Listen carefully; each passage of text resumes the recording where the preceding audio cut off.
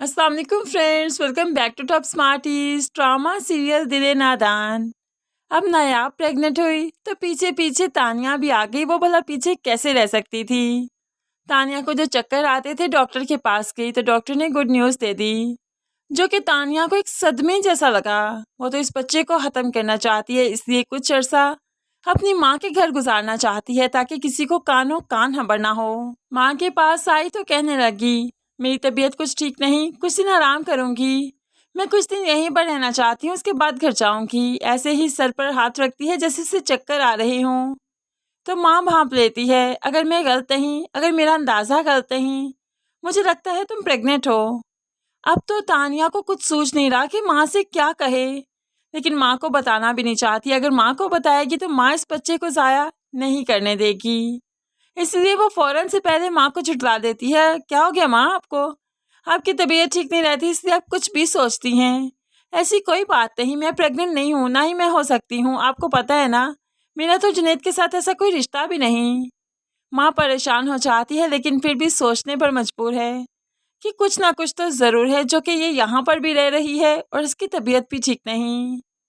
दूसरी तरफ जुनैद आखिरकार भाभी को मनाकर घर वापस ले आया। नायाब जुनैद के साथ घर वापस आ जाती है और वो भी ज़ावियार के दुबई से वापस आने से पहले पहले।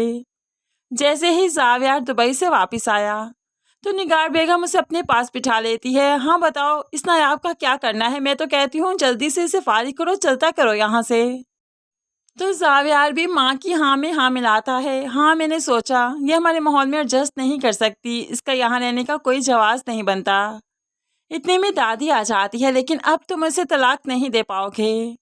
ज़ावियार खड़े होकर दादी ज़ावियार को बैठने का इशारा करते हुए खुद भी बैठ जाती है और कहने लगी, तुम अब उससे तलाक नहीं दे पाओगे। तो ज़ावियार हैरान, मैं उसे तलाक क्यों नहीं दे पाऊंगा? ये सारी बातें नायाब भी सुन रही है। वो तो सकते में चली गई के बाद तलाक तक पहुंच गई है। तो यहाँ पर दादी कहने लगी, क्योंकि वो तुम्हारे बच्चे की माँ बनने वाली है।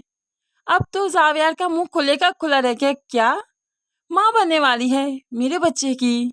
तो यहाँ पर दादी कहने लगी, शरीयत के मुताबिक तुम उसे 9 माह तक तलाक नहीं दे सकते। हाँ, जब तुम्हारा बच्चा इस दुनिया में आ जाएगा उसके बाद तुम फैसला कर सकते हो कि तुमने उससे रखना है या नहीं, और फिर बच्चा किसके पास रहेगा ये तुम हो बच्चे से जानते हो, क्योंकि छोटा बच्चा है, माँ के बगैर नहीं रह सकता। और अगर कोर्ट में भी जाओगे तो बच्चा माँ के पास ही जाएगा। कोर्ट माँ के हक में ही फैसला देती है इतने छोटे बच्चे का।